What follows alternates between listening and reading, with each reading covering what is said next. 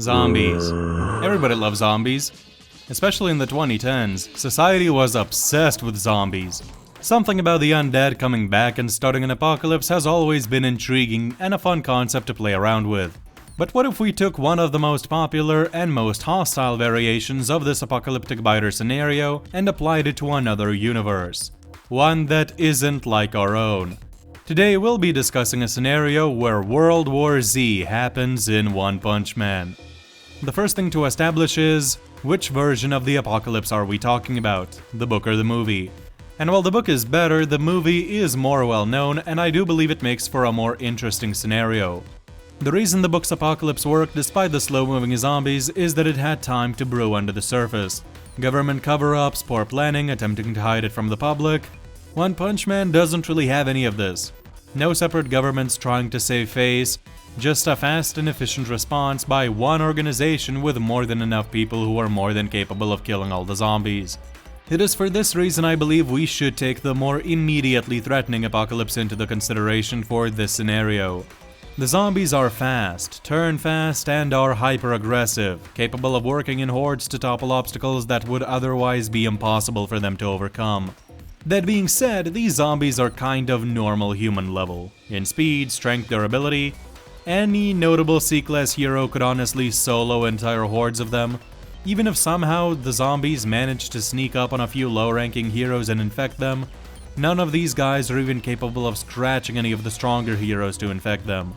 One thing to consider is that humans in One Punch Man are generally a lot stronger than our real-life humans because they're capable of surviving attacks that crack walls and concrete and pavements and stuff. But even with these stronger zombies, nothing much changes. The apocalypse would be ended in less than an hour, maybe two tops. And the fast turn rate, while more immediately threatening, does lack some of the benefits of slow turns, like enabling the infected to become a ticking time bomb in shelters and whatnot. So yeah, under normal circumstances, I would rank World War Z as an apocalypse as a 1 on the scale for One Punch Man standards. It's over before it even begins and probably doesn't claim more than a few hundred lives at absolute most. If we were to take the book's version or just some general slow-turning apocalypse, and had the infected spread across the continent via air travel and such, then maybe I could see it moving up to a 2 at best. Still going to be quickly figured out by geniuses like Child Emperor and quelled within a very short period of time. So if this apocalypse is so non-threatening, why even bother with it? Why make this video? Well, I believe that there is an easy way to make it a threat. A very big threat. And the change is very simple. We just have to pick and choose who patient 0 is. If it's some random chum on the streets, sure, it's a non-event. But what if the start of this breakout was an S-class hero, for example? And I have just the candidate. My hate for Watchdog Man is something that I've been pretty vocal about. So I'm letting my hatred take control for a second and we'll say that Watchdog Man drinks from a dirty puddle one day and becomes a zombie. Now we have an entirely different situation on our hands. I didn't only pick this creature to hate on him, I also did it because he's a perfect middleman for being strong enough to make the difference while not being too overpowered, as well as the fact that Watchdog Man is basically the sole defender of City Q. No other heroes who would be able to stop him are present anywhere nearby. City Q becomes an absolutely perfect breeding ground for the zombies. And with his revered speed, zombified Watchdog Man would zip around town, infecting everyone he sees and smells before anyone even knows it.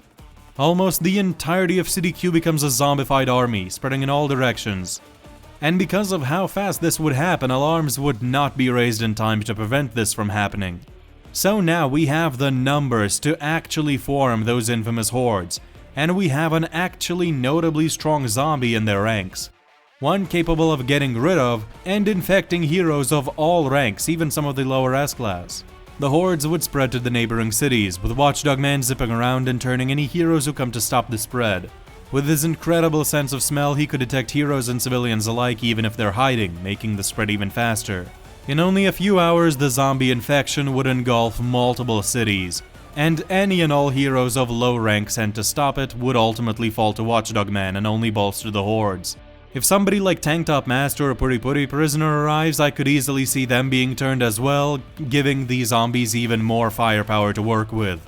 I see the Hero Association quickly realizing that Watchdog Man is at the helm of this assault on humanity and ordering all the low-ranked heroes to retreat and just do their best to evacuate civilians. They would definitely call upon the S-Class to take care of this threat. Child Emperor would begin working on a cure, Metal Knight would send his drones and armies to quell the invasion and try to at least stall it, and while he would succeed in taking out tons of zombies, I don't believe his regular arsenal from what we've seen would be enough to take out Watchdog Man, unless he resorts to nukes and things of that sort. But with Watchdog Man always being at the edge of the invasion grounds and gunning for the people who are still very much alive, I think the Hero HQ would refuse this offer in favor of sending multiple of their strongest S-Class to deal with Watchdog Man.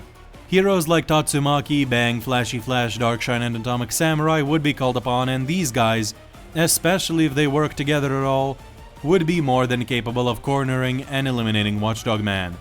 And without him, the invasion ultimately crumbles, as now even the lowest ranked heroes can put up a fight, and the stronger ones slaughter entire hordes in seconds. Ultimately, for this scenario, the death tolls would include basically the entirety of City Q, and at the very least massive chunks of the neighboring cities. The biggest thing is that Watchdog Man won't be able to be everywhere at once, so wherever he isn't present, the hordes could easily be stalled and pushed back. In the end, I see this invasion as being more of a 5 or maybe 6 on the most, depending on how long it takes for Watchdog Man to be confronted by people who can actually deal with him. Sorry that this is once again a bit of an underwhelming threat, however, I promise you, the next event I shall cover in what is becoming this mini-series at this point is going to be wild.